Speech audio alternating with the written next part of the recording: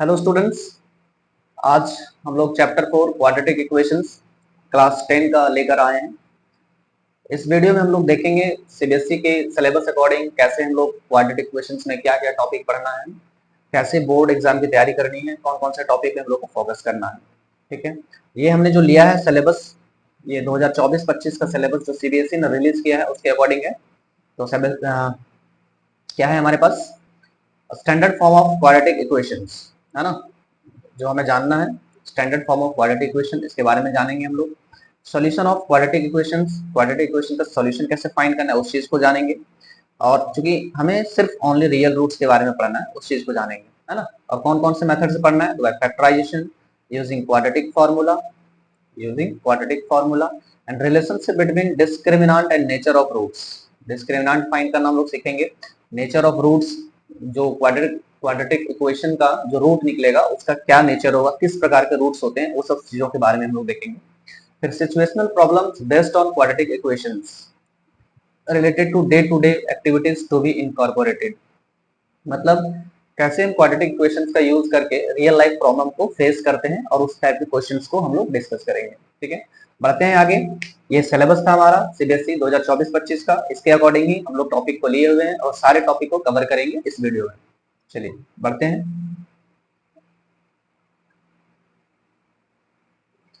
Then first, the standard form of a quadratic equation. ठीक है, quadratic equation का standard form क्या होता है, किस फॉर्म में ये एक्चुअली होता है। ठीक है, तो the standard form of quadratic equation जो हमारे पास है वो है a x square plus b x plus c is equal to zero. देखो, आपको याद होगा क्वाड्रेटिक पॉलिनोमियल का जो जनरल फॉर्म था वो a x square plus b x plus c था, तो वो पॉलिनोमियल था। सेम उसी प्रकार से जो क्वाड्रेटिक पॉलिनोमियल है उसी में अगर हम इक्वल टू अगर ऐड कर देते हैं, इक्वल टू साइन आ जाता है हमारे पास, मतलब इक्वल टू जीरो अगर हमने लगा दिया तो वो हमारा क्वाड्रेटिक इक्वेशन बन जाता है। ठीक है, जहाँ पे a b c real numbers है और a is not equal to zero. इस चीज को बहुत ही अच्छे ध्यान से देखना कि ए बी सी हमारा रियल नंबर है, कोई भी नंबर होगा 1 2 3 4 decimal number, fraction, rational, root, कोई भी नंबर होगा हमारे पास। ए और बी रियल नंबर है तो कुछ भी हो सकता है, इसे भी ए बी सी हमारा रियल नंबर से कुछ भी हो सकता है। ठीक है, और यहाँ पे एक चीज है कि ए जीरो नहीं होगा, अगर ए जीरो हो गया तो हमारे पास एक्स स्क्वायर का टर्म ही खत्म हो जाएगा, क्योंकि zero into x square zero बन जाएगा, तो ये बच जाएगा बी एक्स प्लस सी, तो ये हमारा एक लीनियर इक्वेशन बन जाएगा। ठीक है, तो क्वाड्रेटिक होने के लिए आपके पास एक्स स्क्वायर का होना बहुत जरूरी है, अगर y के वेरिएबल में है तो y स्क्वायर का होना जरूरी है, कहने का मतलब डिग्री 2 होना आपका बहुत जरूरी है, इस चीज को याद रखोगे। तो a हमारा क्या है भाई, coefficient of x square, confusion नहीं है, आप कंफ्यूज नहीं होना है आपको।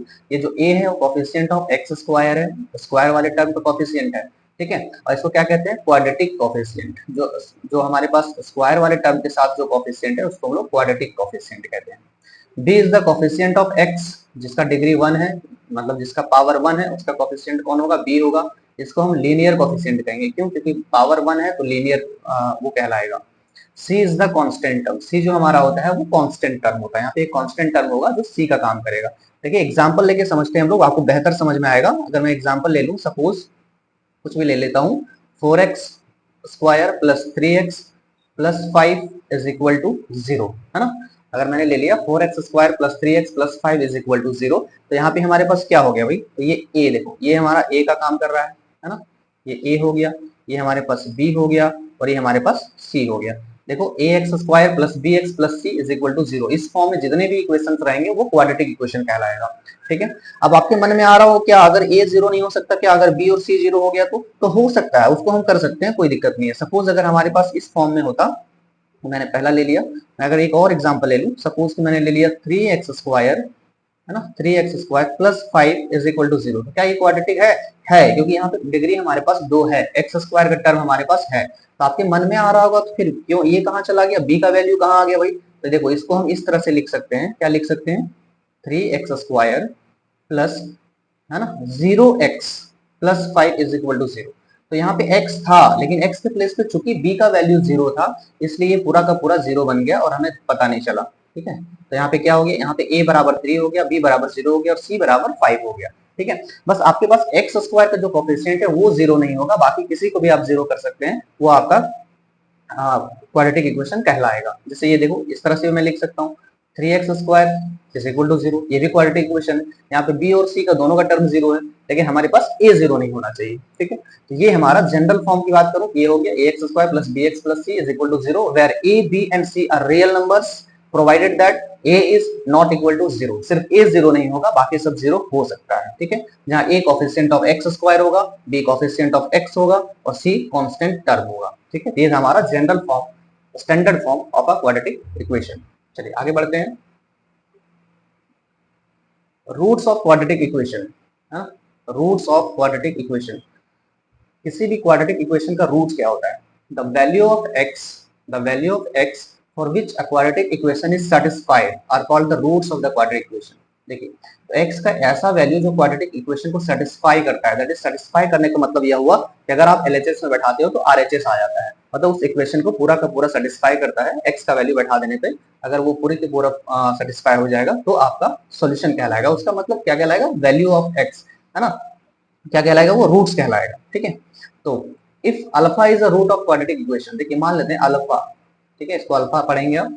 अल्फा अगर इसका रूट है, मैंने मान लिया अगर इसका रूट अल्फा है तो x के जगह पे जहां जहां x है वहां पे अगर मैंने अल्फा बैठा दिया, ठीक है, देखो यहाँ पे बैठा दिया x स्क्वायर था तो a alpha square plus b alpha plus c is equal to zero, तो क्या हो जाएगा? ये बैलेंस हो जाएगा, ये इसको सेटिस्फाई करेगा, इसमें बैठा देने पे जीरो आ जाएगा, तो क्या कहलाएगा? ये इसका रूट कहलाएगा। मतलब रूट वह चीज होता है जिसको बैठा देने पे क्वाड्रेटिक इक्वेशन सेटिस्फाई हो जाता है, LHS में बैठाने पर RHS आ जाता है, ठीक है। क्वेश्चन हम लोग देखेंगे अभी, ज्यादा क्लियर होगा। थर्ड पॉइंट है अ क्वाड्रेटिक इक्वेशन कैन हैव, ठीक है। तो एक क्वाड्रेटिक इक्वेशन के पास कितने रूट्स हो सकते हैं? मान लो रूट होता है तो भाई कितने रूट हो सकते हैं वो चीज देखो। तो मैक्सिमम डिग्री तो है इसका, तो दो रूट्स होंगे। कितने होंगे? दो रूट्स होंगे। वो दोनों रूट क्या हो सकता है? डिस्टिंक्ट हो सकता है, अलग अलग हो सकता है, ठीक है। क्या कहलाएगा? Two distinct real roots. देखो रूट्स अभी हम लोग रियल रूट पढ़ते हैं, ठीक है, हम लोग इसमें जो पढ़ेंगे वो रियल रूट्स के बारे में पढ़ेंगे, लेकिन यहाँ पे देखते हैं क्या क्या हो सकता है। टू डिस्टिंक्ट रियल रूट्स, फिर टू इक्वल रूट्स, दो रूट्स होंगे लेकिन दोनों क्या क्या होगा? इक्वल होगा। जैसे डिस्टिंक्ट रूट कहने का मतलब हो सकता है दो तीन हुआ होगा, इक्वल मतलब हो गया हो सकता है दो दो होगा, हो सकता है चार चार होगा, है ना, कुछ भी हो सकता है। रियल रूट्स में नॉट एग्जिस्ट, और इसका रियल रूट एग्जिस्ट नहीं करेगा। ऐसा भी हो सकता है कि रियल रूट नहीं होगा, तो रियल रूट नहीं होगा तो क्या होगा भाई? तो इमेजिनरी रूट होगा। इमेजिनरी रूट आपको नहीं पढ़ना है, क्लास 11 में पढ़ना है सीबीएसई के सिलेबस अकॉर्डिंग, तो इस पे आपको फोकस नहीं करना है, आपको बस फोकस करना है टू डिस्टिंक्ट रियल रूट्स और टू इक्वल रूट्स, ठीक है। हम क्वेश्चन देखेंगे कैसे इसका रूट्स निकलेगा, आगे के स्लाइड्स में वो देखेंगे, आप निश्चिंत रहिए। चलिए देखते हैं, आगे बढ़ते हैं। ग्राफ ऑफ क्वाड्रेटिक इक्वेशन, ठीक है। तो ग्राफ ऑफ क्वाड्रेटिक इक्वेशन कैसे होता है भाई? तो क्वाड्रेटिक का जो ग्राफ होता है ना, चलो इस चीज को देखते हैं। अगर एक मैं एक्सेस ले लूं यहाँ पे, एक्स एक्सेस और वाई एक्सेस अगर ले लूं मैं, ठीक है, ऐसे मैंने ले लिया एक्स एक्सेस और वाई एक्सेस। तो इसको मैंने लेने के बाद ये हमारा वाई, वाई डैश, ये हमारे पास एक्स और एक्स डैश, ठीक है। तो इसका ग्राफ जो हमारे पास बनेगा वो क्या बनेगा? हमेशा पाराबोला बनेगा, ठीक है। क्वाड्रेटिक इक्वेशन का ग्राफ हमेशा पाराबोला बनेगा। पाराबोला बनने का हो सकता है ऐसे बनेगा, हो सकता है यहाँ बन जाए, ठीक है, हो सकता है आपके पास अपवर्ड ना बन के डाउनवर्ड बन जाए, है ना, डाउनवर्ड बन जाए, ऐसा ऐसा बन जाए। ये अपवर्ड कहलाएगा, ऊपर की ओर खुला है तो अपवर्ड पाराबोला, नीचे खुला है तो डाउनवर्ड पाराबोला, ठीक है। या फिर ऐसा भी बन सकता है आपके पास कि ये यहाँ पे जाकर थोड़ा सा टच करे फिर ऊपर आ जाए, है ना। ये पाराबोला होगा, एक्चुअली पाराबोला लग नहीं रहा है, थोड़ा सा इधर ज्यादा स्ट्रेट हो गया, आप पाराबोला कंसिडर करेंगे। हो सकता है ये इस तरह से बना होगा, है ना, या हो सकता है आपके पास कुछ इस तरह से भी बन सकता है, यहाँ पे बन सकता है, यहाँ पे बन सकता है, यहाँ पे बन सकता है, यहाँ पे बन सकता है, किसी भी तरह कहीं भी बनेगा, लेकिन इसका बनेगा ग्राफ कैसे? तो पाराबोला बनेगा। अब समझना एक बात बहुत ही इंटरेस्टिंग, अब ये जो पाराबोला एक्स एक्सिस को जितने पॉइंट पे इंटरसेक्ट करता है वो उसका रूट्स होता है, ठीक है। जितने पॉइंट पे इंटरसेक्ट करेगा वो उसका रूट्स होगा। तो यहाँ पे देखो दो पॉइंट पे इंटरसेक्ट कर रहा है, तो इसका जो भी क्वाड्रेटिक इक्वेशन रहा होगा उसका रूट्स कितना होगा? दो होगा। यहाँ पे देखो, यहाँ एक पॉइंट पे इंटरसेक्ट कर रहा है, मतलब इसका क्या होगा? एक ही रूट होगा। अब आपके मन में आ रहा होगा कि डिग्री दो है तो दो सॉल्यूशन क्यों नहीं होगा, दो रूट्स क्यों नहीं होगा? होगा, दो रूट्स है, लेकिन दोनों रूट्स क्या है? इक्वल है, दोनों का इक्वल वैल्यू आएगा। मान लो यहाँ पे अगर एक पे इंटरसेक्ट कर रहा है तो वन वन इसका रूट्स हो जाएगा, ठीक है। अब यहाँ पे देखो, यहाँ पे भी एक पॉइंट पे इंटरसेक्ट कर रहा है तो ये भी इसका भी एक रूट होगा। यहाँ पे क्या है? दो पॉइंट पे इंटरसेक्ट कर रहा है जिसका क्या हो जाएगा? दो रूट्स हो जाएगा। अब आपके मन में ये भी विचार आ रहा होगा कि ये तो इंटरसेक्ट कर ही नहीं रहा है, ये तो इंटरसेक्ट कर ही नहीं रहा है, ठीक है। तो ये इंटरसेक्ट नहीं कर रहा है, इसका मतलब यह है कि इसका जो रूट्स है वो इमेजिनरी है, इसका रियल रूट नहीं है, एक्स एक्सिस को कट नहीं कर रहा है, ठीक है। इसी को आपको पढ़ना है क्लास 11 में, अभी इसमें आपको फोकस नहीं करना, ठीक है। तो ये सब सारे जितने एक्स एक्सिस को कट नहीं कर रहा है वो हमारा इमेजिनरी रूट्स देगा, और जो एक्स एक्सिस को इंटरसेक्ट कर रहा है वो चीज हमारा रियल रूट्स देगा। ठीक है, तो ये चीज है ग्राफ ऑफ क्वाड्रेटिक इक्वेशन, इस तरह से इसका ग्राफ बनेगा। नेक्स्ट स्लाइड देखिए, नेक्स्ट बढ़ते हैं हम लोग, और भी आपका अंडरस्टैंडिंग मजबूत होगा। ठीक है, तो क्या है, if the graph of the quadratic polynomial touches the x axis then it has real and equal roots. Just अभी मैंने प्रीवियस स्लाइड में आपको बताया था कि जो एक्स एक्सिस को इंटरसेक्ट कर रहा है, जो कट कर रहा है ना, वही हमारा क्या होता है, रियल रूट्स होता है। यहाँ पे देखिए, if the graph of quadratic polynomial cut the x axis at two distinct points then it has real and distinct roots। ठीक है, अगर दो अलग अलग पॉइंट पे अगर कट कर रहा है तो उसका क्या होगा, दो अलग अलग रूट्स हैं। यही चीज मैंने आपको बताया कि अगर कोई भी ग्राफ क्वाड्रेटिक पॉलिनोमियल का एक्स एक्सिस को दो पॉइंट पे डिवाइड माने कट कर रहा हो तो उसका दो रूट होगा और अलग अलग होगा। अगर एक पॉइंट पे इंटरसेक्ट करेगा तो एक ही रूट होगा, मतलब दो रूट होगा लेकिन दोनों का वैल्यू एक ही होगा, मतलब इक्वल रूट्स होगा। ठीक है, और अगर नहीं कर रहा है वही तो इमेजिनरी रूट होगा। आइए, ये चीज क्लियर है, सेम चीज है। Next, if the graph of quadratic polynomial does not cut or touch the x axis then it doesn't have any real roots. वही चीज होगी, अगर उसको नहीं कट कर रहा हो तो क्या होगा, उसका कोई रियल रूट नहीं है, और अगर रियल रूट नहीं है तो इमेजिनरी रूट है। ठीक, आइए, solving a quadratic equation by factorisation method. ठीक है, कैसे हम फैक्टराइजेशन मेथड से इसको सॉल्व करेंगे, किसी भी क्वाड्रेटिक इक्वेशन को आपको सॉल्व करने के लिए अब फैक्टराइजेशन मेथड का कैसे यूज करते हैं। जस्ट लाइक पॉलिनोमियल जैसे हम लोगों ने सॉल्व किया था उसी प्रकार इसमें करेंगे। क्वेश्चन लेते हैं एक, चलिए क्वेश्चन है हमारे पास, ले लेता हूँ, एक्स स्क्वायर है ना प्लस 5x, 5x ले लिया। आइए, इसके बाद मैं ले लेता हूँ सपोज 6। ठीक है, इसको ले लिया, ये क्वेश्चन ले लिया मैंने, x square plus 5x plus 6। तो कैसे हम फैक्टराइजेशन मेथड से इसको सॉल्व करेंगे। ठीक है, तो फैक्टराइजेशन मेथड क्या होता है भाई कि यहाँ पे जो एक्स स्क्वायर के साथ जो कोफिशिएंट है उसको, है ना, और यहाँ पे जो c के प्लेस पे जो हमारे पास टर्म है कांस्टेंट टर्म, उसको मल्टीप्लाई करके फैक्टराइज करते हैं और उसको अरेंज करते हैं और हम सॉल्यूशन फाइंड करते हैं। अब जब क्वाड्रेटिक इक्वेशन है तो इक्वल टू में जीरो रहेगा हमारे पास। ठीक है, आइए, तो यहाँ पे हमारे पास 1 है, एक्स स्क्वायर के पास 1 मल्टीप्लाई और यहाँ पे c के प्लेस पे 6 है, तो 6 और 1 6 हो जाएगा, 6 का हम प्राइम फैक्टराइज करेंगे तो हमारे पास आएगा 2 3 3 1, यही आया, इतने में निबट गया। इसी को आपको अरेंज करना है, मिडिल टर्म को इसके फॉर्म में स्प्लिट करना है और इस प्रकार से आपको जोड़ने घटाने पर कि 5 आना होगा, है ना। तो कैसे आएगा भाई 5, तो एक्स स्क्वायर, मैं इसको दोनों को जोड़ दूं अगर हमारे पास तो क्या हो जाएगा 2x प्लस 3x, ये 5 हो गया, और मल्टीप्लाई करने पे 2 3 6 भी आएगा, है ना। ये होता है, इसको आप ऐसे फैक्टराइज करोगे कि तोड़ने पर आपको स्प्लिट करोगे मिडिल टर्म तो आपका 5 आएगा जोड़ने या घटाने पर। अब जो भी कॉमन जाता है उसको कॉमन ले लो आप, यहाँ से x कॉमन जा रहा है, x प्लस 2, यहाँ से 3 कॉमन जा रहा है तो 3 1 जा 3 और x plus 2 is equal to 0। कैसे, 3 यहाँ से कॉमन लिया है, x बचा, यहाँ पे 6 था, 3 2 जा 6 हुआ। अब आप देखिए, तो हमारे पास अब क्या होगा, दोनों में x प्लस 2 कॉमन है, x प्लस 2 ले लिया और यहाँ पे x प्लस 3 ले लिया, इज इक्वल टू 0। ठीक है, अब यहाँ पे देखो, अगर x plus 2 into x plus 3 अगर आपके पास 0 है तो कंडीशन जरूर यहाँ पे क्या, दो कंडीशन, दो पॉसिबिलिटीज अराइज होंगे। यहाँ पे क्या पॉसिबिलिटीज है कि यहाँ पे या तो x प्लस 2 0 होगा, है ना। ठीक है, हाँ क्या हो जाएगा भाई, when x plus 2 is equal to 0 तो हमारे पास क्या हो जाएगा, x इज इक्वल टू -2। और दूसरा पॉसिबिलिटी यह है कि अगर x प्लस 2 0 नहीं होगा तो x प्लस 3 0 होगा, क्यों, तो इक्वल टू में 0 है, ये दोनों में एक तो 0 है, कोई ना कोई तो 0 है। ठीक है, तो यहाँ से क्या आ जाएगा, x बराबर -3। तो ये दोनों पॉसिबिलिटी, ये दोनों x के ये दोनों वैल्यू के लिए ये हमारा ट्रू होगा। ठीक है, यहाँ पे x का ये दोनों वैल्यू अगर आप बैठाएंगे, कोई भी वैल्यू बैठाइए, आपका आंसर 0 ये आ जाएगा, मैंने सेटिस्फाई हो जाएगा। इसलिए रूट्स क्या कहलाएगा भाई, तो रूट्स हो जाएगा इस इक्वेशन का देयरफॉर, है ना। क्या क्या आ गया हमारे पास, दो अलग अलग रूट्स दिख रहे हैं आपको और रियल नंबर से, तो क्या हो जाएगा, two real roots, two real roots are -2 and -3। ठीक है, इस इक्वेशन का ये आपका क्या हो गया भाई, ये हो गया आपका रियल रूट्स और वो दोनों डिस्टिंक्ट रूट्स। ठीक है, इस तरह से आप प्राइम फैक्टराइजेशन का यूज करके आप फाइंड करेंगे किसी भी क्वाड्रेटिक इक्वेशन का रूट्स। ठीक है, आइए नेक्स्ट मेथड देखते हैं। इससे और भी प्रॉब्लम को हम लोग सॉल्व करेंगे, एक्सरसाइज सॉल्यूशन करेंगे, इस प्लेलिस्ट में आपको पूरा का पूरा वीडियो मिलेगा। ठीक है, आप चैनल को सब्सक्राइब कर लीजिए और बने रहिए, एक से एक क्वेश्चन को हम लोग सॉल्व करेंगे, आपको कहीं कोई दिक्कत नहीं होगी। क्वाड्रेटिक फॉर्मूला, ठीक है, अब क्वाड्रेटिक फॉर्मूला क्या है भाई, क्वाड्रेटिक फॉर्मूला को हम इंट्रोड्यूस करेंगे। तो क्वाड्रेटिक फॉर्मूला है हमारे पास कि आप अगर स्प्लिटिंग द मिडिल टर्म से नहीं बनाना चाहते हैं तो आपके पास डायरेक्ट एक फॉर्मूला है, क्या है भाई, इफ, इसको आप नोट कर लोगे, if a x square plus b x plus c is equal to 0, है ना,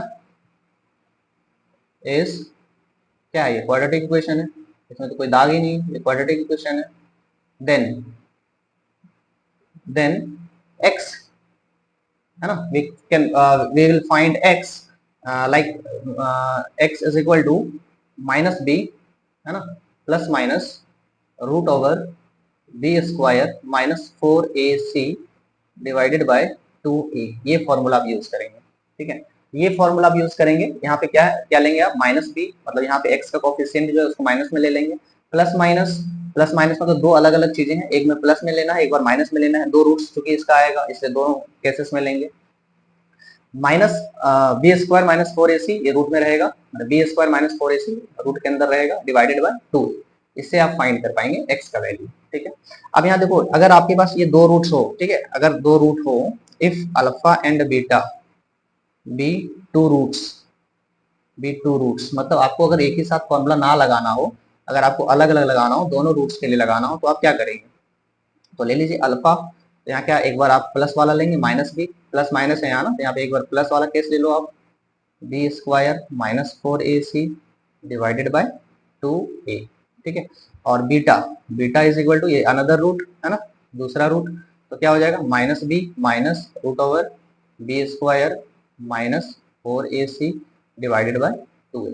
अब इस फॉर्मूला को भी आप ले सकते हैं, ठीक, इस तरह से आप लोगे, तो ये फॉर्मूला, ये दोनों को यूज करेंगे, इस दोनों को हम यूज करके इसका सॉल्यूशन फाइंड कर सकते हैं, ठीक है। इस तरह से आप सॉल्व करोगे, इस फॉर्मूला का यूज करके, आप क्वाड्रेटिक फॉर्मूला कहते हैं, इससे आप जीरोस फाइंड करेंगे, इसका मतलब कहने का मतलब रूट्स फाइंड करेंगे। देखो सेम क्वेश्चन को हम लोग बनाते हैं, इस क्वेश्चन को x square plus 5x plus 6 by using quadratic formula, ठीक है, तो यहीं पे बनाता हूँ। तो पहला क्वेश्चन, पिछला क्वेश्चन को ही हम यहाँ पे बना रहे हैं, क्या है हमारे पास, यहाँ से मैं लेता हूँ ऊपर से, ठीक है। क्वेश्चन था हमारे पास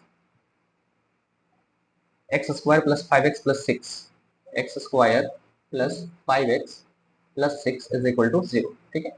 तो सॉल्यूशन के फॉर्म में यहाँ पे हमारे पास आ जाएगा, क्या क्या क्या दिया हुआ है भाई, a बराबर हमारे पास क्या है, a is equal to 1, b is equal to 5, है ना, और c इज इक्वल टू क्या है हमारे पास, c बराबर 6। यहाँ देखो, एक एक्स स्क्वायर का कोफिशिएंट a होता है, यहाँ पे हमारे पास 1 है, x का कोफिशिएंट b होता है, तो यहाँ 5 है, और यहाँ पे c जो है कांस्टेंट टर्म 6 है हमारे पास, ठीक है। तो therefore two roots then alpha, और फॉर्मूला हमारा क्या था, minus b plus root over b square minus 4ac by 2a। तो बैठाइए फॉर्मूला, बी की जगह पे क्या था 5, तो माइनस 5 प्लस बी स्क्वायर मतलब 5 का स्क्वायर, आपको आ जाएगा 25 माइनस 4ac मतलब 4 इंटू ए के जगह पे 1 और इसके जगह पे सी के जगह पे 6 आ गया, ठीक है, डिवाइडेड बाय 2a मतलब 2 इंटू 1, तो क्या आ गया, माइनस 5 प्लस 25 और यहाँ पे आ जाएगा 24, तो 25 माइनस 24 1 आ जाएगा, और यहाँ पे 2 इंटू 1 2 आ गया, है ना, कितना आ गया, तो यहाँ पे minus 5 plus 1 minus 4 divided by 2, cut जाएगा, तो क्या आ गया माइनस 2। तो एक हमारा अल्फा क्या आ गया, -2। पिछले क्वेश्चन में भी हमने जब सॉल्व किया तो देखा था, एक हमारे पास क्या आया था, -2, ठीक है। इस तरह से आपका एक रूट आ गया यहाँ पे। अब यहाँ पे एक रूट जब आ गया है तो आप दूसरा रूट भी फाइंड कर लेंगे बीटा, इस ये फॉर्मूला का यूज करके, इस फॉर्मूला का यूज करके अगर आप फाइंड करोगे तो ये आपका आ जाएगा कितना, -3, ठीक है। आप इसको सॉल्व कर लोगे, अपने से सॉल्व करोगे, आपका आएगा, तो ये चीज आ जाएगा आपके पास -3। तो इस तरह से आप सॉल्व करेंगे बाय यूजिंग क्वाड्रेटिक फार्मूला। ये फार्मूला से आप डायरेक्ट रूट्स फाइंड कर लेंगे, किसी भी प्रकार का कोई झंझट नहीं होगा, ठीक है। तो आप ये फार्मूला रिकमेंडेड है, क्वाड्रेटिक फार्मूला पढ़ना है हमें, इस फार्मूला से आप क्वेश्चन को सॉल्व करेंगे, ठीक है। आइए नेक्स्ट टॉपिक देखते हैं। इस चीज को आप नोट कर लोगे, वीडियो पॉज करके नोट कर लीजिए, स्क्रीनशॉट ले लीजिए, लेकिन इस चीज को आप नोट कर लोगे। नेक्स्ट है हमारे पास डिस्क्रिमिनांट, ठीक है। ये डिस्क्रिमिनांट क्या है भाई, इसके बारे में देखना है। Discriminant for a quadratic equation of the form ax square plus bx plus c is equal to 0, ये हमारा क्वाड्रेटिक इक्वेशन का जनरल फॉर्म है। The expression b square minus 4ac is called discriminant, ठीक है। अगर इस चीज को हम निकालते हैं b स्क्वायर माइनस 4ac, ये हमारा डिस्क्रिमिनांट कहलाता है ना, इसको हम d से डिनोट करते हैं, ठीक है। मतलब क्या हो गया, किसी भी इक्वेशन का इस फॉर्म में अगर आपके पास है तो डिस्क्रिमिनांट निकालने का फॉर्मूला होता है, क्या होता है भाई, बी स्क्वायर माइनस 4ac, ठीक है, बी डी बराबर बी स्क्वायर माइनस 4ac, ये होता है डिस्क्रिमिनांट। देखो ये डिस्क्रिमिनांट क्यों निकालते हैं भाई, इसका बहुत ही इंपॉर्टेंट रोल है।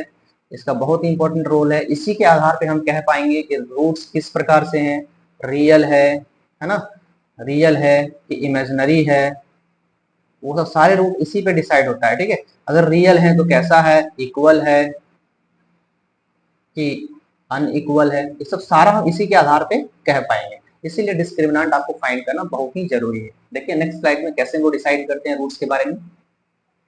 Nature of roots, if D is greater than zero, अगर आपका है ना, अगर आप डी फाइंड करते हो, अगर वो जीरो से बड़ा आता है तो आपके पास दो रूट्स आएंगे और दोनों क्या रहेगा, डिस्टिंक्ट रहेगा। अगर आपका डी जीरो के बराबर हो जाता है तो आपके पास क्या होगा भाई, इक्वल रूट्स आएंगे, दो रूट्स जो आएंगे वो दोनों का दोनों इक्वल होगा। कब, अगर आपका डिस्क्रिमिनेंट जीरो हो गया। इस चीज को एकदम फोकस कर लो। थर्ड है हमारे पास, if D is less than zero, अगर डी जीरो से छोटा हो गया तो आपके पास जो रूट्स आएंगे वो रियल रूट्स नहीं होंगे। ठीक है, वो नो रियल रूट्स आ जाएगा, मतलब इमेजिनरी रूट आएगा, वो आपको पढ़ने की जरूरत नहीं है। ठीक है, लेकिन आपको जानना है नेचर ऑफ रूट्स में, आपको जानना है किसका रूट कैसे आएगा। एक बार मैं फिर से दोहराता हूँ, अगर आप डिस्क्रिमिनेंट फाइंड करते हैं, अगर जीरो से बड़ा आया तो आपके पास रियल रूट्स होंगे, अगर जीरो के बराबर आया इक्वल रूट्स होंगे, अगर लेस देन जीरो आया तो नो रियल रूट्स होगा। ठीक है, तो आपके पास क्वेश्चन इस फॉर्म में आएगा कि आप चेक करिए कि इसका नेचर ऑफ रूट्स कैसा है। अगर नेचर ऑफ रूट अगर आपका सॉल्व करने लायक रहेगा, मतलब ये दोनों केसेस में आएगा, तभी आप उसका सोल्यूशन फाइंड करेंगे, नहीं तो आप सोल्यूशन नहीं फाइंड करेंगे। सिंपल आप लिख देंगे नो रियल रूट्स एग्जिस्ट। ठीक है, देखिए तो हमारे पास क्या था, ये चीज था। देखिए इस चीज को हम कैसे देखते हैं, कुछ क्वेश्चन लेते हैं। जैसे मैंने एक क्वेश्चन ले लिया कि चेक करिए nature of roots, 2x square plus 3x plus 5। ठीक है, अब इसका नेचर ऑफ रूट हमें चेक करना है। ठीक है, नेचर ऑफ रूट, ठीक है, नेचर ऑफ रूट कैसा है, तो हमारे पास क्या है भाई, देख लो, we have a is equal to 2, b is equal to 3 and c is equal to 5। ये चीज दिया हुआ है हमारे पास, चेक करते हैं। Now d discriminant is equal to b square minus 4ac, तो b स्क्वायर क्या है, 3 का स्क्वायर माइनस 4ac, मतलब 4 इंटू 2 इंटू 5, 4 इंटू 2 इंटू 5, 3 3 जा 9 आ गया, यहाँ पे क्या आ गया, 4 2 जा 8, 8 5 जा 40। अब यहाँ बताओ कितना आ गया, माइनस 31।